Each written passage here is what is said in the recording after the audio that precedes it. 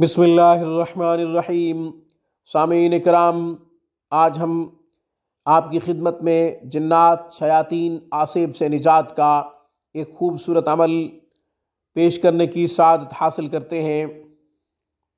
سامعین، جو شخص جنات، شیاطین، آصب سے تنگ ہو، یہ عمل کرے، انشاءاللہ شیاطین تنگ کرنا چھوڑ دیں گے، جنات شرارتیں کرنا چھوڑ دیں گے، آصب زدہ مریض ٹھیک ہو جائے گا۔ عمل کیا ہے؟ سورۃ طارق کی آخری آیات، انہم یکیدون کیدا واکید کیدا فمہل الکافرین امہلہم رویدا۔ آپ نے ان آیات کو ایک دھاگے کے اوپر دم کرنا ہے، جس کو گنڈا بھی کہتے ہیں۔ 11 دھاگے لے لیں، ان کو آپس میں جوڑ لیں، پھر جوڑنے کے بعد آپ نے انہم یکیدون کیدا واکید کیدا فمہل الکافرین امہلہم رویدا 3 دفعہ پڑھیں، پھونک ماریں، گرہ لگا دیں، پھر 3 دفعہ پڑھیں، پھونک ماریں، گرہ لگا دیں۔ یوں آپ 21 گرہ لگائیں۔ 21 گرہ جب آپ لگائیں گے تو اس کے بعد مریض کو دے دیں، دھاگا وہ گلے میں ڈال لے، یا یہ کہ تعویذ کی صورت میں کاغذ میں لپیٹ کر تعویذ بنا لے، موم جامع کر لے، اس کو گلے میں ڈال لے، یا ویسے گلے میں ڈال لے۔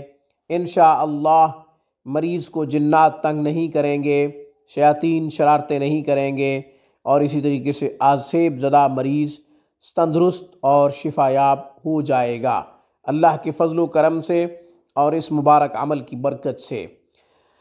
سامعین، دھاگا دم نہیں کرنا چاہتے تو کوئی بات نہیں، آپ پانی پہ دم کر کے بھی مریض کو پلا سکتے ہیں۔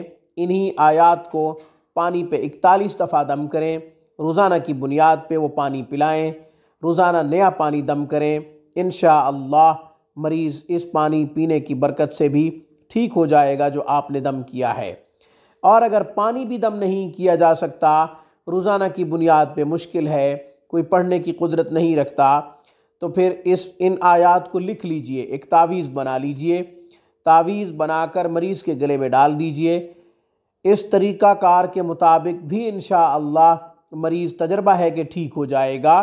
3 طریقے عرض کیے ہیں، پہلا طریقہ دھاگے والا، دوسرا طریقہ پانی پہ دم کرنے کا، اور تیسرا طریقہ یہ ہے کہ ان آیات کو بسم اللہ کے ساتھ لکھ لیں، تعویذ بنا لیں، تعویذ مریض کے گلے میں ڈال دیں۔ انشاءاللہ تعویذ مریض کے گلے میں ڈالنے سے مریض ٹھیک ہو جائے گا۔ آج کی ویڈیو میں بس اتنا ہی۔ روحانی پرواز کو سبسکرائب کیجئے، ہماری تمام ویڈیوز کی اپڈیٹ حاصل کرنے کے لیے گھنٹی کے بٹن کو دبا دیجئے۔ السلام علیکم ورحمۃ اللہ وبرکاتہ۔